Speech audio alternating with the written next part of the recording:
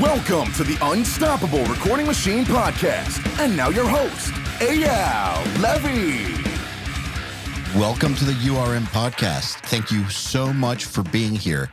It's crazy to think that we are now on our 7th year. Don't ask me how that all just flew by, but it did. Man, time moves fast. And it's only because of you, the listeners. If you'd like us to stick around another 7 years, and there's a few simple things you can do that would really help us out. I would endlessly appreciate if you would, number 1, share our episodes with your friends. Number 2, post our episodes on your Facebook and Instagram and tag me at EYAL Levy URM Audio and at URM Academy, and of course, our guest. And number 3, leave us reviews and 5-star reviews wherever you can. We especially love iTunes reviews. Once again, thank you for all the years and years of loyalty. I just want you to know that we will never charge you for this podcast, and I will always work as hard as possible to improve the episodes in every single way. All we ask in return is a share, a post, and tag us. Oh, and one last thing. Do you have a question you would like me to answer on an episode? I don't mean for a guest. I mean for me. It can be about anything. Email it to me at eyal@urm.academy. That's EYAL@urm.academy. There's no .com on that. It's exactly the way I spelled it. And use the subject line, Answer Me EYAL. All right, let's get on with it. Hello, everybody. Welcome to the URM Podcast. Our guest today, Zach Jones, is a producer, songwriter, mixer, musician, and URM Podcast alumni. With an ever-expanding portfolio, Zach has worked with acts such as We Came as Romans, Plain White Tees, Fever 333, Veil of Maya, and Chelsea Grin, among many others. Also, he recently started a record label, and we'll talk about that. Let's get into it. Zach Jones, welcome. How's it going? Good. It's something that usually happens is when I start talking to people, like before we start recording, if I'm not careful, we'll end up talking for like 15 or 20 minutes, and it'll be like, damn, why didn't we just record that? That's hilarious. I feel like, just like off rip. It's like, how's it going? And it's just like immediate like floodgates open of info. So yeah, exactly. And so we were talking about productive and creative hours, but like you were saying that you like to start later and later and later.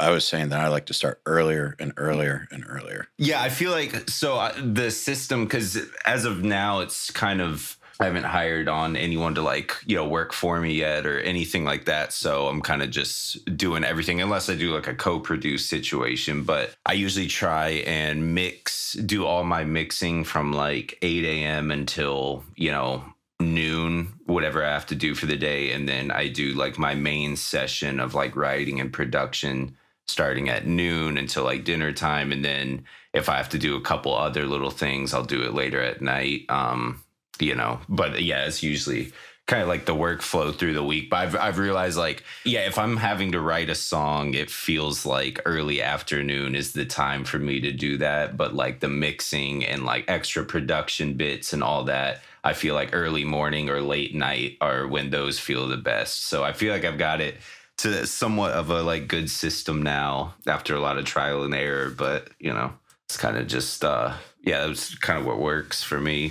as of now. So that's kind of similar, I guess. The mixing makes perfect sense because you need a fresh brain and fresh ears to handle that.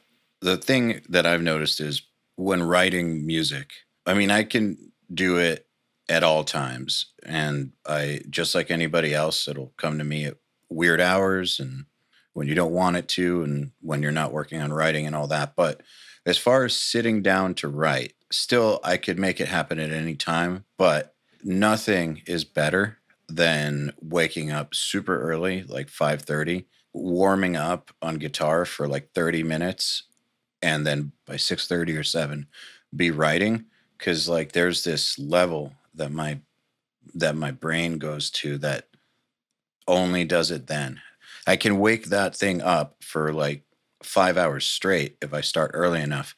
But if I start later, I can still kind of wake it up, but it won't last as long. Like it'll last like an hour or something. Okay. But yeah. So if I'm working by 7, I can sustain like peak creativity for like a good 4 or 5 hours.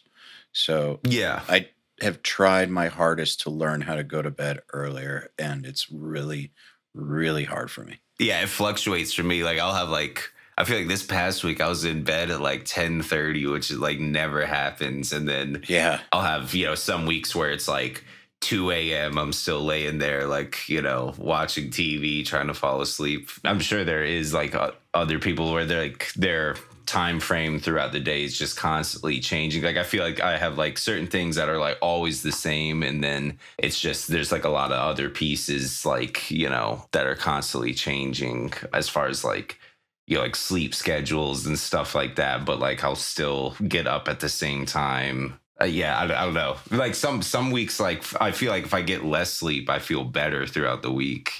Well, what does less mean for you? Like, what's normal? I don't know, 4 to 5 hours, which sounds crazy, but like I feel like anything over that, then I'm like, it's like pulling teeth trying to get out of bed in the morning.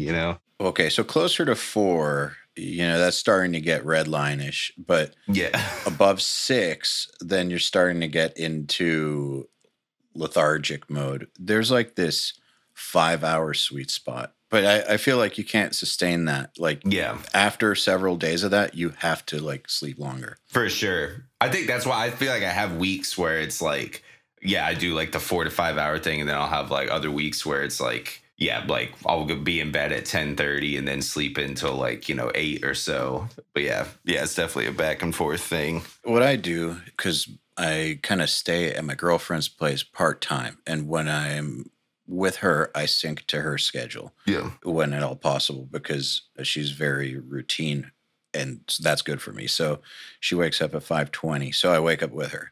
It just keeps me in line during the week, which then makes it really hard to stay up till 3 or 4. But still, like I'm ending up getting 5 hours or 4 hours of sleep a night when I'm staying with her. But that's fine, because I can sustain that through the week. And in some ways, it's more productive than home, where one night I'll sleep 7 hours, another night I'll sleep 5, another night I'll sleep 8, another night 4. Yep. Even if like you're not sleeping quote unquote enough, I think consistency is better, at least for me. Yeah, definitely. No, I could agree to that for sure. What about as far as like schedule goes? Is there any type of schedule that you like to keep that you feel is like peak for you? Like I know in music, everything's always changing. So like one of the things that you have to be able to do is adapt. But is there any sort of like type of schedule where you've been on it and you've just been like, man, this is what works. Everything is just flowing. Yeah, like kind of how I'm doing things now. Like I was saying, like the, mixing, starting around 8 till, 11 or noon, and then start my like main session. So whether that's like a writing session or, an album I'm doing, and then I'll do that from like 11 or noon until, I feel like, yeah, I'll do that till probably, like 7 or 8, and then usually break and be off for the night. Or if there is more things I need to do, I'll just go take a dinner break, come back, and then wrap up. But I feel like that is the most efficient for me. And I've recently started taking weekends off, which is a huge thing. Gives you something to look forward to, and wow. You just feel like holy shit, come back refreshed. Yeah. Congratulations, graduated to weekends. Yeah, my friend that I work with a lot, Drew Falk, he's been on here, Wizard Blood. Yeah, love that guy. He was the biggest advocate for that. He's like, take weekends off. I was like, how am I going to get all this done? He's like, trust me, take off the 2 days and you will work way harder when you come back on Monday. I was like, all right. So I tried it, and like, yeah, it's nice. I forgot what it was like to like, obviously it's music, so it's like it is always enjoyable for the most part. So taking the weekends off, like when Monday came around, I was like really looking forward to like coming back instead of, it just feeling like just one long sprint, I do know. Yeah. Yeah. I can't, because of the situation I've landed myself in by adding the band back in. Like, I can't hope to ever get a day off. I haven't had one, I don't know, maybe this year, but that's okay. I still think that people should demand to at least have one day off, except if they haven't earned it. So, and I know that that's going to sound weird because there's a lot of people out there who are taking their power back as far as how much work they do. But in a field like audio where like you set your own fate and you're not working for a boss, you're working for yourself and you have client deadlines. And if you don't do the work, well, you know, it's just me one day later. In the early years when you're still proving yourself and you're not established yet, you might not have the luxury of that. And not because anybody's imposing it on you, but just because the world doesn't give a fuck about your dreams. Like it just keeps moving. And if you take a day off, the world does not take a day off. So with a production career, I think that's why I said congratulations. It's just because when you get to the point where you can take a day off a week or a weekend, like you just do that and your career keeps moving. That's a milestone, actually. Yeah. I mean, it took, you know, and there's the, you know, definitely times where it's like, you know, like, of course, having to do, you know, bounce out some stems, wrap up a mix, little. I just don't book any like big sessions on the weekends anymore. But, you know, that it did take a long time to like, to get to that point. But yeah, I mean, and that was that, like, I've always just had this, you know, this FOMO of like, yeah, if I'm not working, somebody else is, you know, and like, well, it's the truth. Yeah. And it's just to get to the point where you're like, you know what, I am going to take the day off. You do have to come to peace with that you're okay with like somebody else is out there moving, you know, advancing still. Well, it has to get to the point where your clients aren't going to leave you over it. Yeah. Your clients work with you because of what you bring to the table. And that's it. Like, they're not going to not come to you because you take Sundays off or something. Like, it's just not going to happen once you get to a certain point. When people are coming to you because you're like the cheapest option or their buddy or geographically close, that's when, if you're not available the day they want you to be, that's when they'll go to somebody else. But if they're going to you because of what you specifically bring to the table, that's when you get to that point, when you've established yourself that much. It doesn't mean that you're like the CLA level or something. It just means you've established yourself to a point where people come to you for what you do. Then you can start to like reclaim some of your life back, I think. Yeah, I mean, there's just different levels to, you know, there's, you know, guys that like love just doing audio and they're, you know, it's not even necessarily wanting to make a name for themselves, or they just, you know, they like work, you know, the studio environment, working on, you know, lots of different things, but it's not necessarily about the client relationship, if that makes sense. You know, it's just kind of like, you know, just artists passing through and they're like, what do you need? You know, and they just help them get through the day kind of thing. But, you know, I've always very much been on the end of, you know, even, you know, very heavy handed in like the development of like an artist's sound and all that. And when I do take on a record, it does, you know, it's that, you know, thing where it does feel like you're that fifth or sixth member or whatever. And,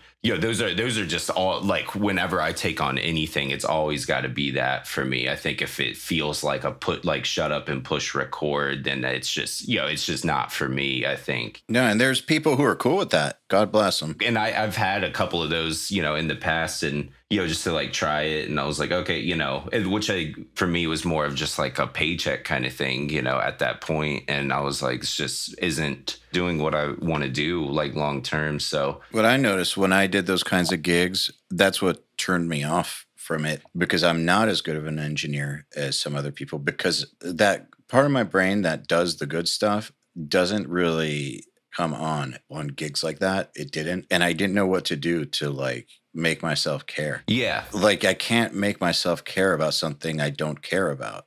I just can't. Yeah, because if you know that it's just like, hey, we have this song idea, we literally just need a studio to lay this down in. And you know that anyone could be at the computer technically that knows how to like run it. You know, it does make it hard to care, you know, because it's like, well, like, you're just doing it. Yeah, let me clarify one thing. It's not caring, like, I don't give a fuck, like, anything goes, we'll just let it suck. Not like that. Like, I do care. I care that they get what they were looking for. I care that it's good. I care about that. But the level of care that comes when, like, I'm really into something is it's like this whole other the care to make it like the best thing on earth. I can't fake that. Yeah. Well, I think it's just carrying on like on multiple levels. Like it's like, yeah, like at the end of the day, it has to be great. It has to sound great. But like to like, if they don't want input on their song, it's hard to, then you immediately are going to stop caring about the song because it's just a waste of energy at that point. You know, you're like, well, I just need to make sure that everything's coming into the computer correctly. So I don't, I do, you could be like, oh, I think that is a bad lyric, but I'm not going to say anything because I'm not even supposed to care about that right now. So it is like, I think when it comes, to records and all that, like for me, it always has to be that thing where like you do have to care and you want to care and you do care about every little aspect of it, because it's a big thing, I mean, even though it's their band, it's your project at that point too. Yeah, if everybody's locked in, everyone's is trying to share the same mental space and get on the same level,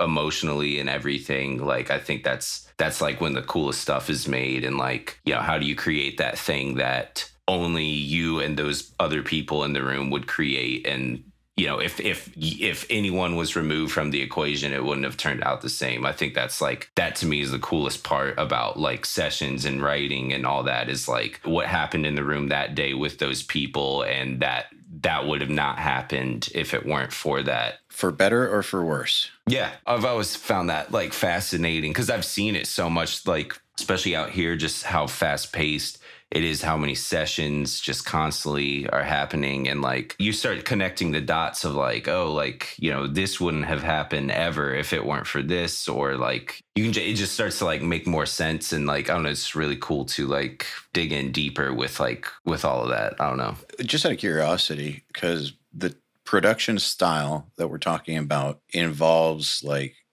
you kind of said, like being an extra member of the band, like taking it on as your own, becoming part of the tribe, basically. But still, at the end of the day, the record is going to be handed in and they're going to leave and it's going to be them. And then you're on to whatever's next. They're going to go on tour for a while. And at the end of the day, it's still theirs. So my question is, in that situation where you are like the fifth or the sixth or the seventh member, how do you know when to be like, okay, I'm not going to push this point any harder, or like, that you really feel like something needs to get changed, like lyric, and they are just not into it. But like part of why you were hired was to help fix songs and be that extra member. So where do you draw the line? Well, and I always go into it, so at the end of the day, it is their record. And like, I don't know if there's anything that I've had to fight that hard, I think, to get across. If I think it's something where I'm like, this absolutely needs to change, it usually ends up changing. But like, I've noticed that, because I've worked with some guys and I'm just not that kind of person where they, and they probably get there a lot quicker, but like other producers will just shut something down right in the moment. If they're like, no, that's not good, we're absolutely not doing that. You know what I mean? Yes. I feel like it's hard, especially if it's a newer art, like an artist that you're like just working with for the first time. Like, I feel like if you just shut too many things down off the bat, it makes, even if good things are still happening, it makes the whole process feel rigid to them, I think. So I'll take mental notes as we're writing a song, producing something. I'll take mental notes of all the things that I want to change and fix. And then I'll kind of like prioritize it, and I'll just slowly circle back to those. Basically, how do you get back to the problem and not put a huge spotlight on it? I don't like to be like, I don't like this is an issue, because then like a lot, I just think, it's very easy for people to get, like worked up, and when it is their art, like it's personal. Yeah, if there's too many issues, then they're going to be like, well, what's going on? And it's just like, it opens up the door to so many other problems. So I try to just slowly just chip away at these like little issues where it's like, oh, like this riff could be a little cooler. Okay, like what if it hit, this note instead of this one? And it's like, oh yeah, that is cool. And then you just pop it in and it was never an issue. Or like a bad lyric where it's like, okay, like, yeah, let's lay it down. And then later on just, kind of be like, oh, like, wouldn't it be like cool if you said this instead of this. And, you know, a lot in like surprisingly, most of the time when it is that nonchalant, like people are like, oh yeah, no, that is cool. Like, well, let's try it, you know. But if it were to be like, no, I don't like that at all. What if it's like this? Then it's all like already like a debate. You know what I mean? Yes. I mean, it's not what you're saying, it's how you're saying it. Yeah. That's kind of like one of the secrets to like getting along in this world is not what you're saying, how you're saying things. Yeah. You know, I don't think there's like a right or wrong. I don't think the way I'm doing things is 100% right, you know, or anything. It's just, I've just been in rooms where, you know, I'll see somebody just like shut something down hard.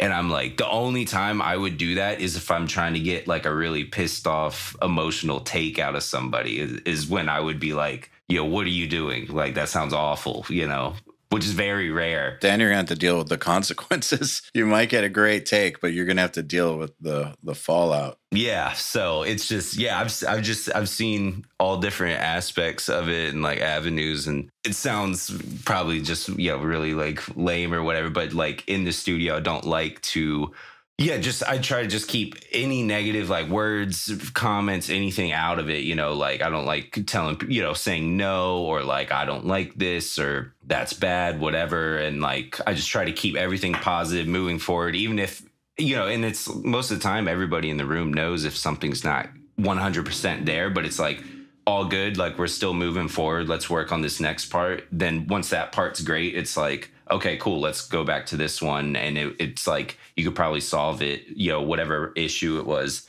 could probably be solved in a matter of minutes instead of mulling it over for an hour, you know, just because, and then everyone's in a bad mood and like burnt out. So I don't think it's lame at all, because there's a lot of bad that comes out of letting the vibe spoil on a session. Oh, yeah. A session lives or dies by its momentum. You got to keep that going. And it's not worth fucking with someone's feelings. And people are going to be sensitive about these things. Like there's some people that you can just be like, yo, that sucked. And they're not going to care. They're cool with it. They like prefer that type of interaction. Yeah. But that's something that you need to like know about that person before you take that approach. You can't just do that to people. You could do that to me. If you were recording me, you could do that to me and it would be perfectly fine. Yeah, that's such a huge thing. Like aside from the actual making of the music, it's like learning. It's, I mean, it's almost like it's a constant therapy session, basically, you know? So it's like, if I'm working with an artist for the first time, like I'll try, you know, sometimes you have to just get right to it and you don't have the option to go out. But like, I'll usually try to take them out, go get coffee or like lunch, just like hang out first, talk, anything like that. If we're about to start working together for like a period of time, you know, it's like, I think like having a day, especially like if with a record, like I've never liked just get to the studio, immediately just start making music, you know, it's like, hey, like, let's go out, let's hang, let's talk. And just like, you know, that one day of just human interaction is going to save you so many like hiccups and just troubles, you know, in your month of recording an album, I think. So Mark from Veil of Maya, he's like one of my really good friends. We just wrapped up their album, and the first day he flew in, I picked him up and we went to the mall. We went shopping. We went to Cheesecake Factory. Went and got coffee. He wanted to go pick up a new video game. We did that. Came back to the house, ate dinner, and then watched TV. And that was it. But the whole time we were just talking about, you know, kinds of like songs we want to make, what kind of headspace he was in, you know, and like they had just started going back out on tour and all that. And I was just trying to, you know, just pick up on, you know, just basically how he was feeling and what he was going through. And yeah, it just gave me a lot of insight on how to approach that record and like what kind of workflow was going to be best. And it turned out like it was such a smooth, shockingly smooth record. So yeah, like I don't know. I love doing that. Like, yeah, just taking the day to go out and just hang out. And I think it just gives you a lot of insight that's going to be much needed like throughout the record process. And you got to get on the same page. Yep. And a lot of that can't really be determined over email or text or whatever. Mm-mm. Like it sometimes, but like in general, you got to like feel it out. Yep. Obviously every scenario is different. So like, I don't always get to do that, but like what I did with Mark. But like, I do notice also, like, we could have easily just sat at the studio and had all those conversations, but there's something about being out and about, walking around, where there's no pressure, nothing feels like work at that point. And that's like, I feel like when you get on, honest answers and everything, because you're just out, like, you're not really thinking, you're just talking and not, thinking about it. And then once you get back to the studio, then it's like, okay, we know exactly what we're trying to accomplish here. Hey, everybody. If you're enjoying this podcast, then you should know that it's brought to you by URM Academy. URM Academy's mission is to create the next generation of audio professionals by giving them the inspiration and information to hone their craft and build a career doing what they love. You've probably heard me talk about Nail the Mix before, and if you're a member, you already know how amazing it is. At the beginning of the month, Nail the Mix members get the raw multi-tracks to a new song by artists like Lamb of God, Angels and Airwaves, Knock Loose, Opeth, Meshuggah, Bring Me the Horizon, Gojira, Asking Alexandria, Machine Head, and Papa Roach, among many, many others. Over 60 at this point. Then at the end of the month, the producer who mixed it comes on and does a live streaming walkthrough of exactly how they mix the song on the album and takes your questions live on air. And these are guys like TLA, Will Putney, Jens Bogren, Dan Lancaster, Tui Madsen, Andrew Wade, and many, many more. You'll also get access to MixLab, which is our collection of dozens of bite-sized mixing tutorials that cover all the basics, as well as Portfolio Builder, which is a library of pro-quality multi-tracks cleared for use in your portfolio so your career will never again be held back by the quality of your source material. And for those of you who really want to step up their game, we have another membership tier called URM Enhance, which includes everything I already told you about and access to our massive library of fast tracks, which are deep, super detailed courses on intermediate and advanced topics like gain staging, mastering, low end, and so forth. It's over 500 hours of content, and man, let me tell you, this stuff is just insanely detailed. Enhanced members also get access to one-on-ones, which are basically office hour sessions with us, and Mix Rescue, which is where we open up one of your mixes and fix it up and talk you through exactly what we're doing at every step. So if any of that sounds interesting to you, if you're ready to level up your mixing skills in your audio career, head over to urm.academy to find out more. Speaking of Veil Maya, you met Mark when he was brought in to assist on some songwriting, and you clicked well during that session. And as a result, you were later approached to work on the latest Veil of Maya. So I'm curious, what was that first session with Mark like, and what do you think what do you think the reason was that led to you getting approached about the record? What's funny is it kind of ties into what we were just talking about, how you say it or how you approach things. So like, he came in and it was for this band Jinx. They had just signed to my friend Jason Butler, his label 333. Him and I do like a lot of that stuff together. But they had just signed over there, and they told me what kind of song they wanted. I was like, well, I know Mark's in town. He's working with a friend, this guy KJ that I work with on a bunch of stuff. I was like, I could hit him up, see if he could pop in and like just help, write some like riffs and all that. And so Mark was down, he came in, and we just got right to it. We had crushed out an entire song in like 2 hours. And afterwards he was like, thank you for, he was like, you didn't question what I was doing. He was like, and it was the thing where there were like, little parts that we would go back and touch on again. But nobody in the moment didn't make a big deal out of anything, and he's just fantastic. So there's very little of that, but like, he was just like, you trusted me, you let me do my thing. I saw everything through. He was like, I want to try this, and this. I'm like, okay, cool. We tried all of them. And then we would pick the best option instead of me, being like, nope, we're not doing that. We're not doing this. We're not doing that. But yeah, we crushed out the whole song super quick. He was excited on it. The band was super stoked on it. And he was just like, that felt a little too productive. And then,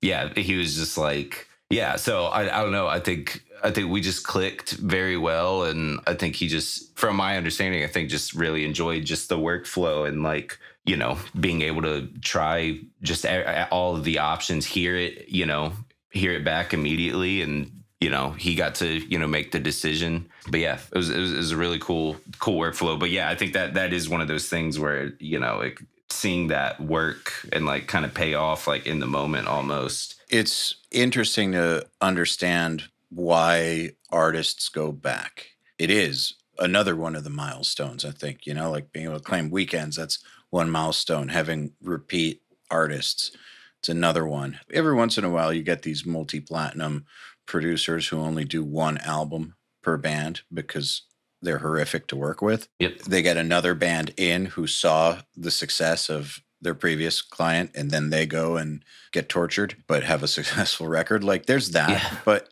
in general, that's not who you want to be. Yep. Like repeat clients is where it's at. And I know that lots of people struggle with that. I know lots of people listening to this, that's like a big question for them is how do you get to the point where you can get people coming back? But I think you basically just answered it. It's like you got to be on the same page. The workflow has to be compatible. Yeah. The personalities have to be compatible. And of course, they have to like the output. Yeah, exactly. But just liking the output alone is not enough, I think. Because I do know of those horror stories where like someone is just a genius producer and a terror to be around. Yeah. Oh, I see it all the time with, guys like that are just, miles ahead of everybody talent wise, and they just can't get out of their own way because they're just almost like nearly impossible to deal with. And for those artists, it's like, yeah, it could sound insane. The song is great, but they're just like, and they could have their biggest album of their career. Yeah. And they're just like, mentally, I'm not doing that anymore. I cannot put myself through that, So it's crazy to see that. But yeah, I think it's just, it's like, finding that balance of like, yes, it is work. You are hired to do a job. You're hired to, make this song, album, whatever it is, as the best thing that it can be. But you also can't be so like, not corporate, but like just cold and like, it can't be just straight business, It's just like, I've just seen that where they're like, nope, that's not going to do well. So it's going to be this. And it's like, but you don't, honestly, no one knows. Like we all have a good idea of what works, just based off the past in music, but no one knows what's going to pop off next. Like why not try it's all a guess, the risky thing. Yeah. Anyone that's like, that says they know is they don't, no one can predict it. You can have a hunch, but no one's certain. And you can have a good track record for having good hunches. Yeah, exactly. But that's all it is. You have a good instinct, but that doesn't mean you're right all the time.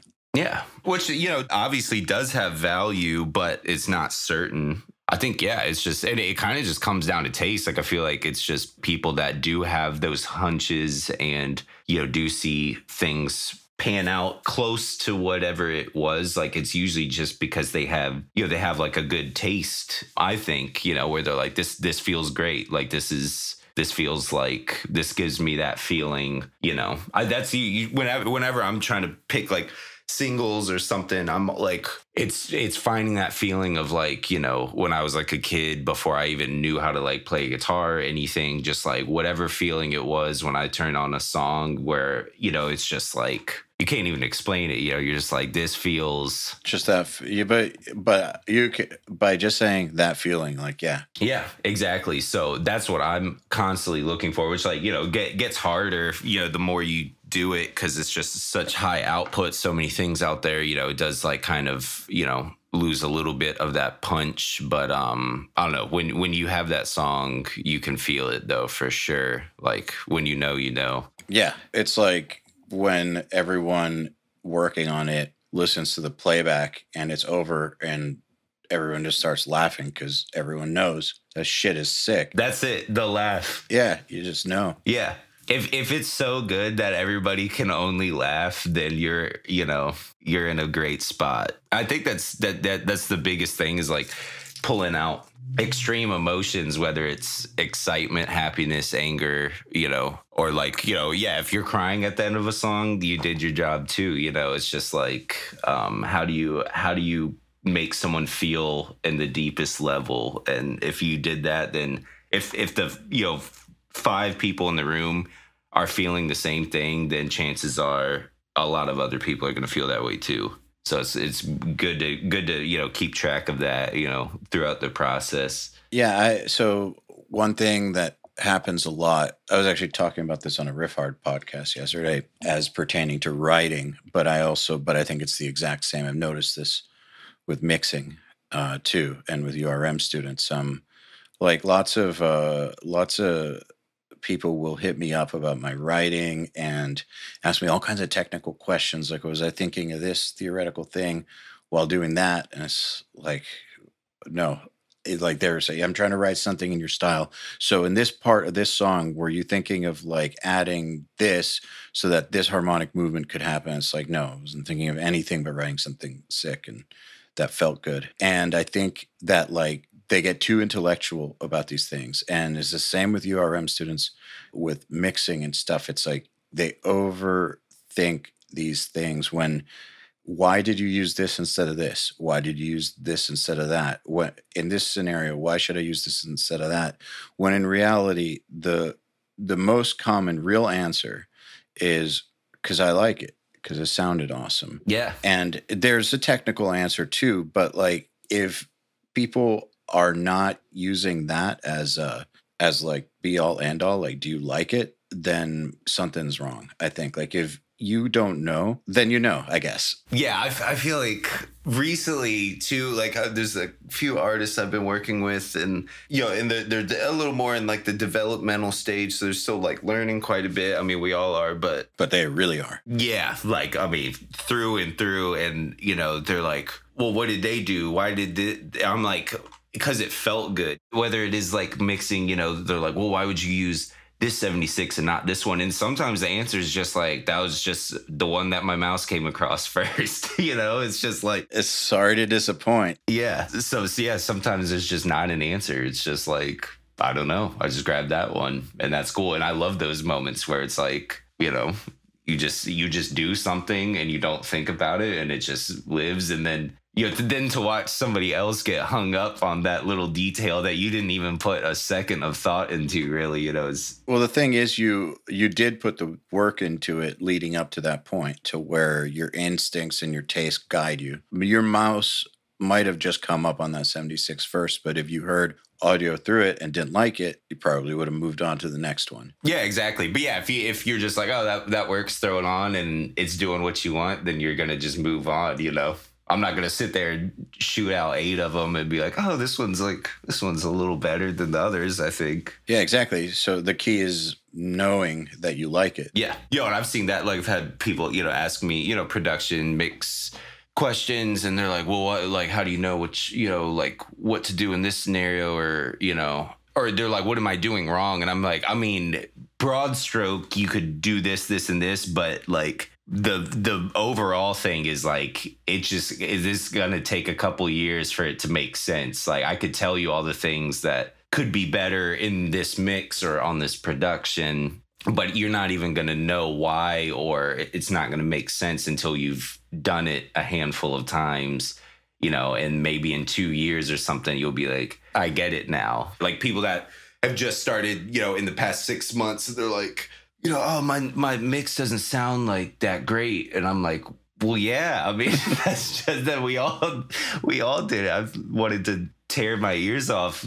listening back to my first mix. It's just like, that's just how it goes. Sometimes there isn't that immediate answer that's going to fix it. It's just like, put in the time. If it was so easy, there'd be so many people doing this. Yeah, put in the time, but like, put in the time actually working on it, not so much like asking other people for the answer. Yeah, I'm curious because, with all the podcasts and like Nail the Mix and stuff, and like, because when I was obviously learning, I bought it was like Home Recording for Dummies books, like straight up. That was the first, I was like, and it had little diagrams of like, this sounds bad in a vocal. And I'm like reading it, trying to figure it out. And there was no like tutorials, really, nothing like that. So it was very much just figure it out on your own, like, and which is cool, is you come up with, with your own style that way and whatever. But then, obviously there's so much info now, which is so like, I'm like, man, I would have saved myself probably 3 years of like headache if, you know, like Nail the Mix or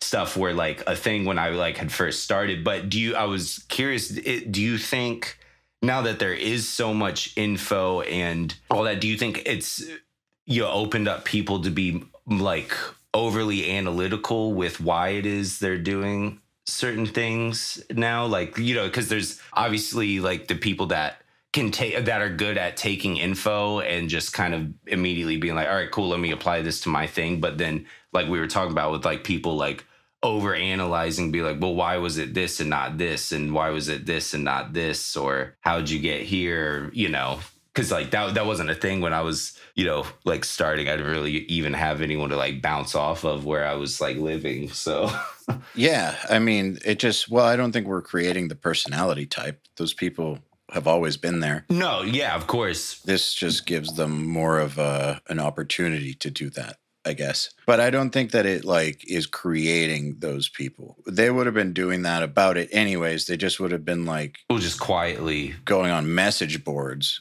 and stuff. Yeah, like one of the forums and stuff. Yeah. I was just curious because I mean, you guys, you know, get to see all of that. You know, I grew up in Virginia, and I was like, you know, there was like me, my friend Andrew Bayless was like nearby. He's cool. Taylor Larson was in like Maryland, but there wasn't really like many other people. So like we would all kind of, I mean, mostly Andrew and I, we'd like kind of just talk back and forth on stuff, but it's just so wild. It just felt like such a small little like, oh, like no one really does this, but like seeing like what you guys are doing and like, I mean, just the amount of people that are like into it. It is nuts, isn't it? It's almost mind blowing. I was like, I had no idea that many people were like interested in it. It's just so cool to see. Well, they didn't used to be.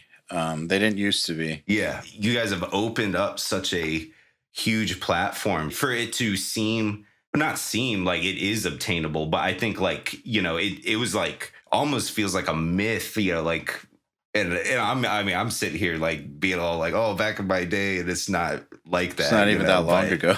Yeah, it's just crazy. The advance and even the past 5 years is just nuts. But yeah, I feel like, yeah, like me having to go like seek out a Recording for Dummies book. Yeah, man, it was slim pickings. And then once I found it, I was like, this is like gold. Yeah, the thing is though that like we've made it easier to get mediocre. Basically, it's still just as much work to get great. Oh yeah, for sure. If like anything has happened is like there's less use for shitty studios as a result of not just us, of the technology that's out too. We're a part of this evolution. Like there's a home recording revolution and this technological advancement and what we brought to the table. It all works together to basically evolve things to where you kind of don't need the shitty local studio the way you used to.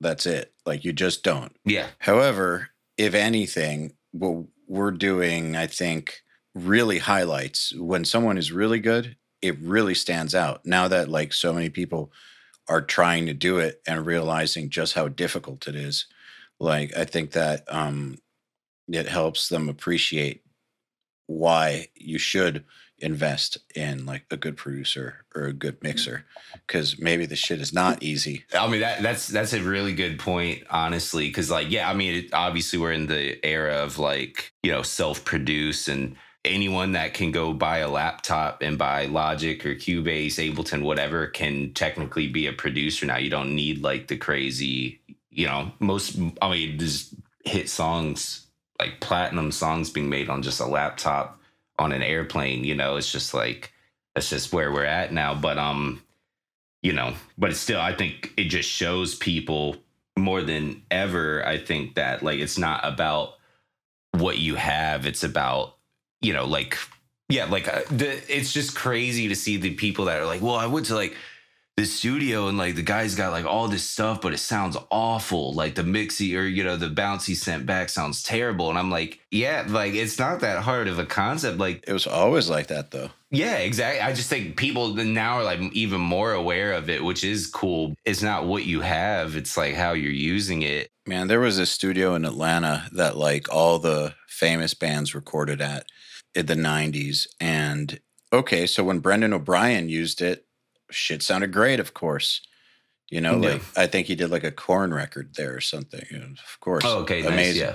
So all the local bands were like, we're going to raise $1,200 a day and go there for a weekend and record an album. And then it would always sound like fucking garbage. It wouldn't be with Brendan O'Brien. It would be with the house person or the intern overnight or something, off hours. And like $5,000 to $10,000 later, they'd have like a full length that was fucking garbage. What I think is that we've put that scam out of business. As far as I'm concerned, I know that some people think that like we, along with the technology, has like hurt the studio industry. But as far as I'm concerned, we don't need studios like that putting out shitty sounding demos for bands. Like that is not a valuable service. Like shitty demos should be done at home. People should not be dropping, like it's not morally right.